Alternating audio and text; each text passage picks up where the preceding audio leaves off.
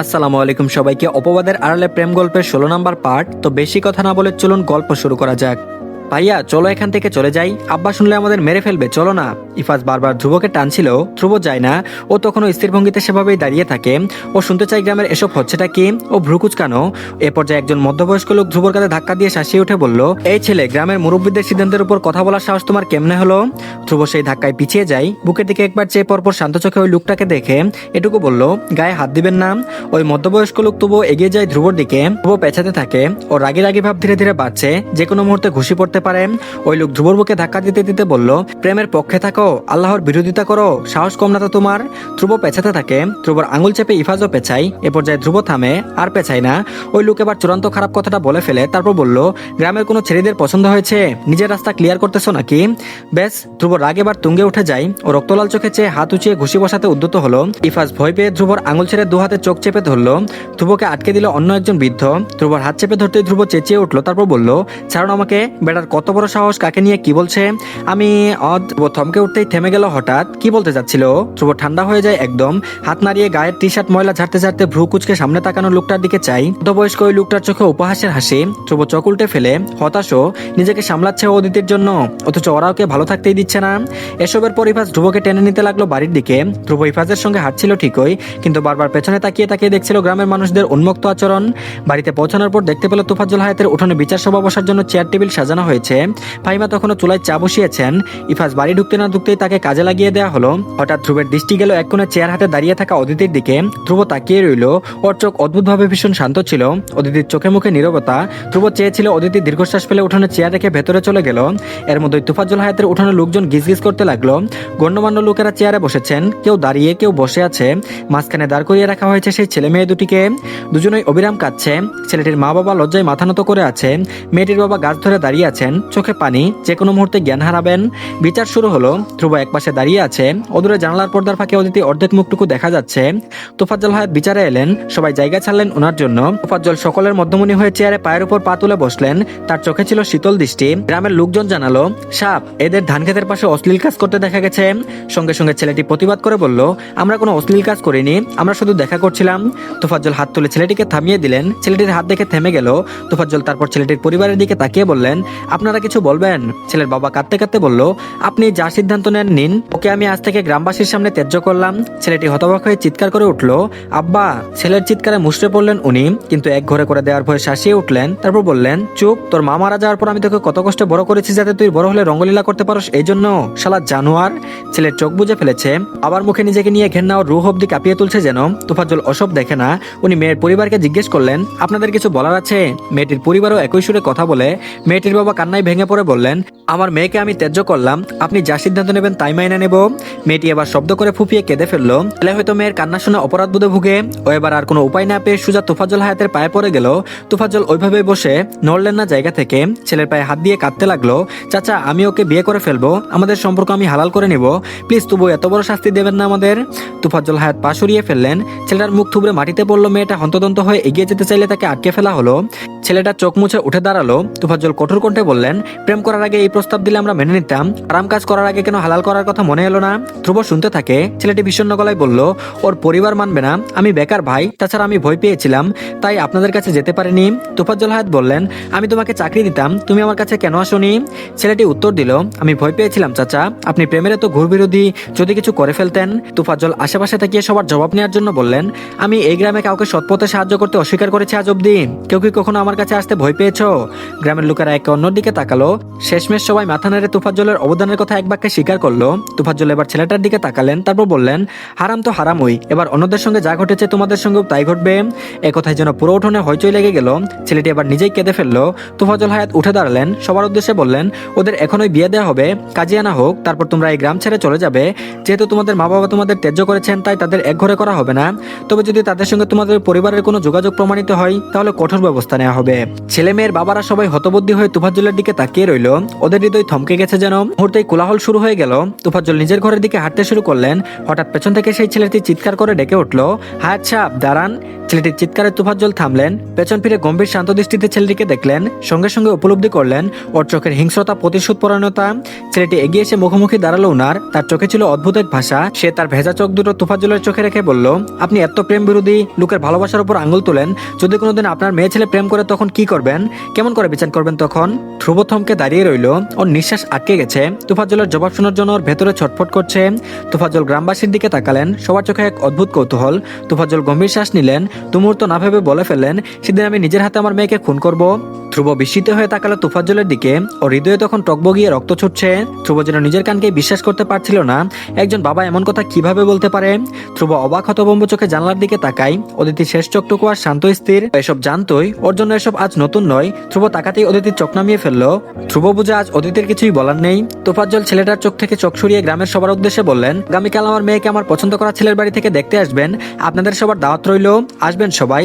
ধ্রুব হাত মুষ্টিবদ্ধ করে চুপচাপ শুধু শুনে যাই। তুফাজ্জল তারপর ছেলের কঠিন চোখের দিকে চেয়ে থেকে বললেন, ছেলে মেয়ে মানুষ করতে জানতে হয়, আমি দোয়া করি তুমি যেন ভালো হও বাবা।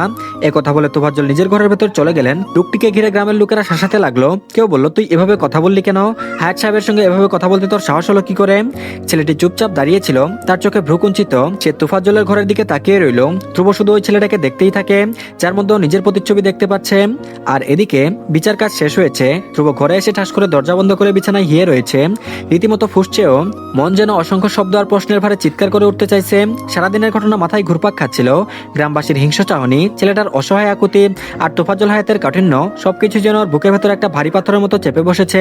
ধ্রুবর সবকিছু অসহ্য লাগছে। ও জুতো পরে বিছানায় লম্বালম্বি ভাবে শুয়ে পড়লো। সারা রাত চোখের পাতা এক মুহূর্তের জন্য বন্ধ হচ্ছিল না। বারবার মনে পড়ছিল ছেলেটার শেষ প্রশ্ন, যদি আপনার মেয়ে প্রেম করে সেদিন কি করবেন?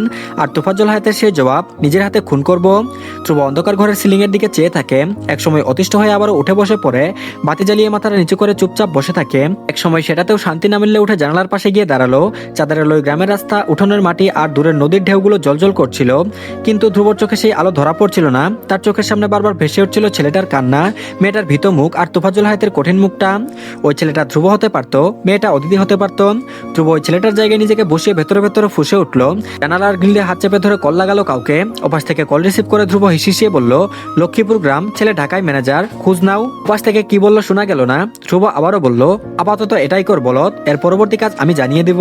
সকাল সকাল তোফাজ্জল তৈরি হচ্ছেন বাজারে যেতে। ধ্রুব তখন ঘুমাচ্ছিল।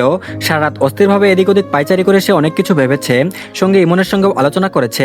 এসব করতে করতে ভোর রাতে চোখ লেগেছে। হঠাৎ ঘুমের মধ্যে ধ্রুবর অ্যালার্ম বেজে উঠলো। জীবনেও অ্যালার্ম শুনে ঘুম থেকে না ওঠা ধ্রুব এবারও ভ্রুটু কুচকে মহাবিরক্ত হয়ে হাত দিয়ে মোবাইলের অ্যালার্ম বন্ধ করে ফেললো। তারপর আবারও আরেক ঘুম। হঠাৎ ফ্যানটাও বন্ধ হয়ে গেল। ক্রমে ধ্রুব অসহ্যভাবে চোখ খুলে ফেললো। বুঝলো কারেন্ট চলে গেছে। রেগে মেগে এলোমেলোভাবে হেলে দুলে চোখ ঘষতে ঘষতে ধ্রুব ঘুম থেকে উঠে বসলো। চোখ উল্টে সিলিং ফ্যানের দিকে চেয়ে গালি দিয়ে বসলো, বালের কারেন্ট। ধ্রুব ফোন হাতে নিল।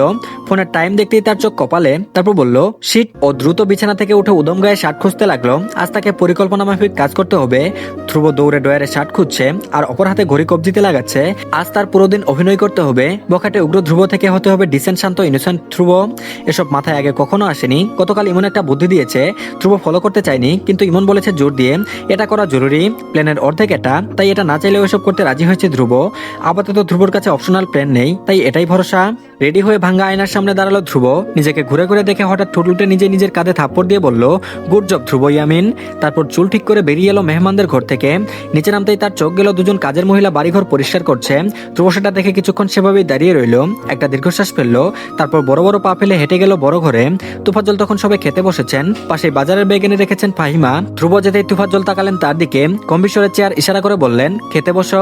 ধ্রুব তুফাজ্জলের থেকে বেশ দূরের চেয়ারে গিয়ে খেতে বসলো। তুফাজ্জল খেতে খেতে ফাহিমাকে জিজ্ঞেস করলো, ইফাজ কোথায়? ফাহিমা তুফাজ্জলের পাতে আটা রুটি তুলে দিতে দিতে উত্তর দিলেন, ও ঘুমোচ্ছে।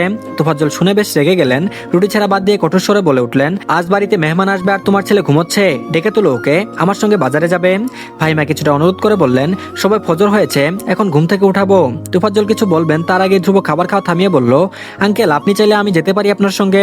তুফাজ্জলের ভ্রু কুচকে গেল মুহূর্তেই। জিজ্ঞেস জিজ্ঞেস করলো, তুমি বাড়ির মেহমান হয়ে যাবে আমার সঙ্গে?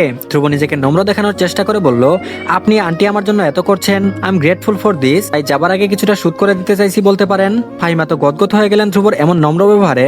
তোফাজ্জল না করবেন ভেবেছিলেন, উনি চুপচাপ ধ্রুবর পাশ কাটিয়ে গেলেন। ধ্রুব সেটা দেখে আবারও বলল, বাজার করা আমি তেমন পারি না, আপনার কাছ থেকে শিখতে চাইছিলাম। তোফাজ্জল এবার আর না করলেন না, খেতে খেতে বললেন, আচ্ছা যেও। রাজি করেই অবশেষে ধ্রুব থামলো। তোফাজ্জল ধ্রুবকে নিয়েই বাজারে গেলেন।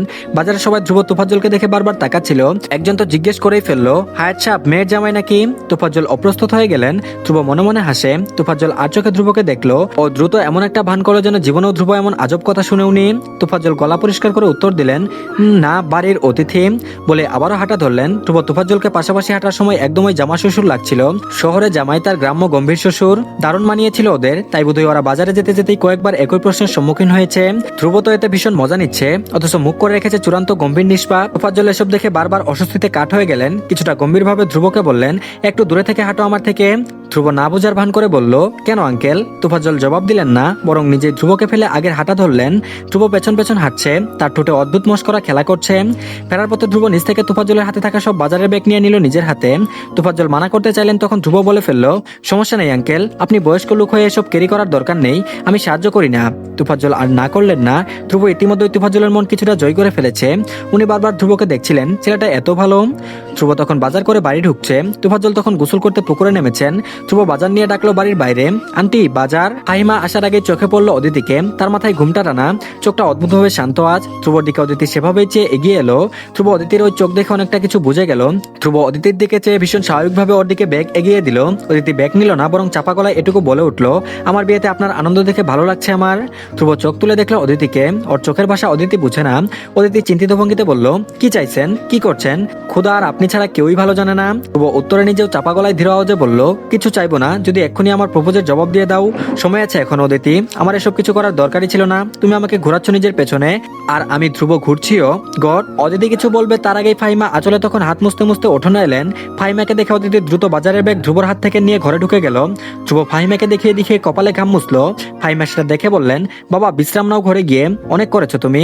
ধ্রুব নম্রভাবে উত্তর দিল, নো প্রবলেম আন্টি। ফাহিমা ধ্রুবর এমন দায়িত্ববোধ দেখে হঠাৎ ভেবে বলল, বিয়ে করেছো তুমি? ধ্রুব বুঝলো প্ল্যানটা লাইন মতোই আছে। ও লাজুক গলায় মাথার পেছনটা চুলকে নতমুখে উত্তর দিল, মন মতো পাত্রী পাইনি আন্টি, পেলে করে ফেলার ইচ্ছে আছে।